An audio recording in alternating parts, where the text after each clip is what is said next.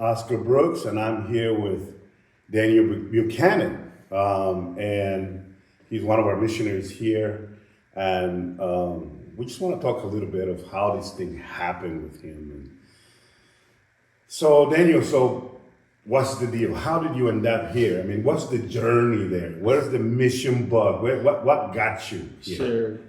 Well, I'll try to give you the condensed version. Please do. Please do. We got a lot to talk about, but go ahead. It started, I benefited from growing up in the same church that Ben and his family went to before he started. You're talking about the director, Ben Butler. Yes. Go ahead. Go yes. ahead. And so before he started Way of the Cross officially, he was doing work in Matamoros with on the street, basically helping people, helping kids, helping. So this is like before Way of the Cross was Way of the Cross. Yes, yeah. Well, we're going way back, BC. Yes.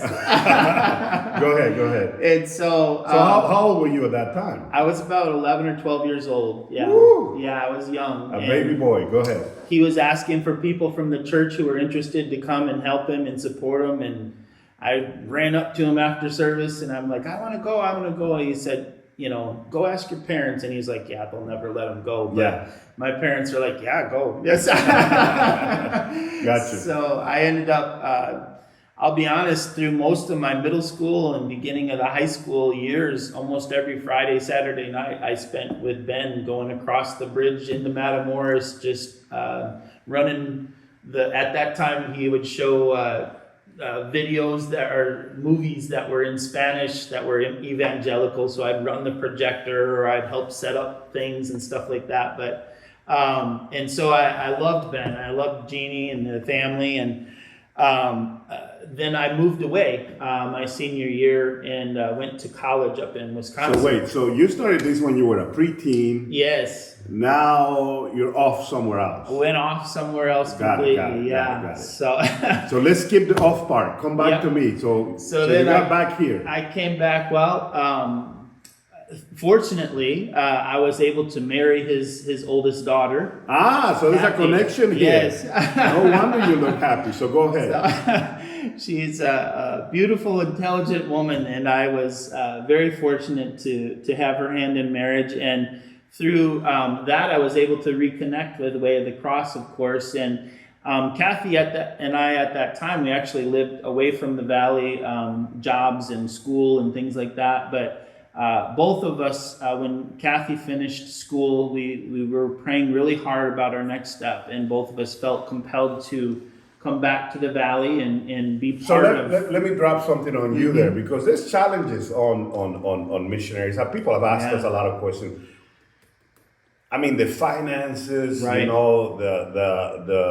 The moving from one place to another. In your case, it wasn't that hard of a move, but a lot of people are from Timbuktu, sure, and they're being sent to Timbaya. Sure. I mean, so far. Yes. So, I mean, how do you answer that yourself? How did you say, I'm gonna step into something I'm not used to? I mean, give us the short version. Sure. Well, I'll be honest with you. It was a lot of prayer and a lot of seeking God's voice and reading scripture, and just over time, he confirmed it in both of our hearts. That was one of our prayers, that if he's calling us, that he would make it absolutely clear to both Kathy and I.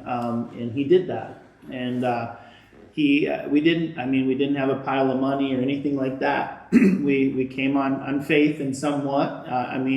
But God provided jobs for us initially down here, and that's how we stepped into it, slow but sure, so to say. Okay, good deal. Mm-hmm. So here is another thing. So how do you say to the person who was sitting at church, he saw a missionary speak about the mission field and all that stuff. His heart started beating, but he needed to figure out, is it something what I need to back up missions, or is it something that I need to be a missionary? Right. Either one is useful if God is in you, but how do you make that decision, in your opinion anyway? Sure, yeah. Well, I was in that position for a number of years. I'll be honest, I felt as a young man that God had called me to be a minister. And so for years, though, I had worked hard, and I made sure to pay my tithe and to support missions, and I God uses at different people at different stages in their life to do different things. Some he uses as prayer warriors. And I remember, God allowing me to have a heart for missions and to pray earnestly for the people who were on the mission field. He uses people financially. He was able to use Kathy and I in that way. We were able to send our checks every month, and we knew that the money was being used to preach the gospel and to reach people in a very earnest way.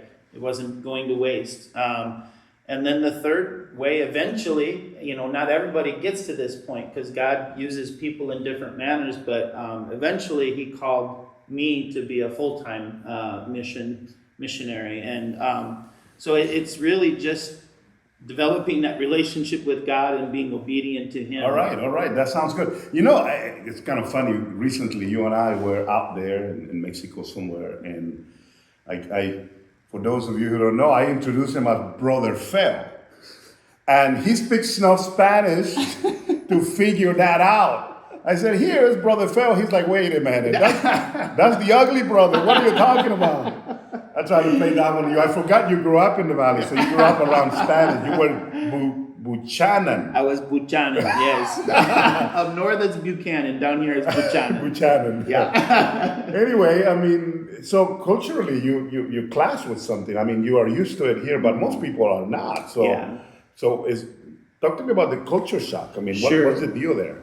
Well, again, for me, I will be honest, God just put an absolute love in my heart for the Hispanic culture, and growing up in it and everything, it felt like I was coming back home, to be honest with you. For me, Christmas is palm trees and Christmas lights. So you like tacos then? I love tacos. Okay, here we go. Can't be a lover of Hispanic if you're not into tacos, man. Go ahead. But God, throughout the Bible and even in present day, if God gives you a heart for missions, he's going to give you a heart for people and a love of people. And part of that love of people is embracing them where they're at in their culture and trying to understand them in the context in which they live. So, what do you say to the person who is not called to missions? Mm-hmm. He could come on a short mission trip, sure. Or he's sitting somewhere in Ohio or somewhere in South Carolina, yeah. and they have the heart for missions, but they're not missionaries. Yeah. What do you say to them? Wow. Well, I could say that God uses those trips in a powerful way. I know that personally. I know I would not be the person that I am today without going on the short-term mission trips that I was exposed to through my teen years. It number one, humbled me. Number two, made me very grateful for God's blessings. And number three, it just gave me an absolute love for people and realized that, I'm just one speck of sand on the beach of God's creation, and I think, like I said before, there's plenty of ways to get involved in missions, and I think God has called every person to missions, whether it's in their hometown or whether it's in a short-term mission trip, either through prayer, through just sharing your faith, through financial, contribution, or he does call people to attend short-term mission trips, and I can tell you it is absolutely life-changing. If you come into it with a heart of just allowing God to speak to you and show you what he has for you during that time. Awesome. Well, God bless you, hermano. It's good to have you here. And we're blessed by that. And, just if you have that whole deal of what missions is about, guys, just pray. Because, here is a sign of somebody who had been on both sides of the aisle on that as a supporter and a blessing to missions, and then now as a missionary. So it can be done, and it's a good thing. Blessings to everybody. Say bye. Bye.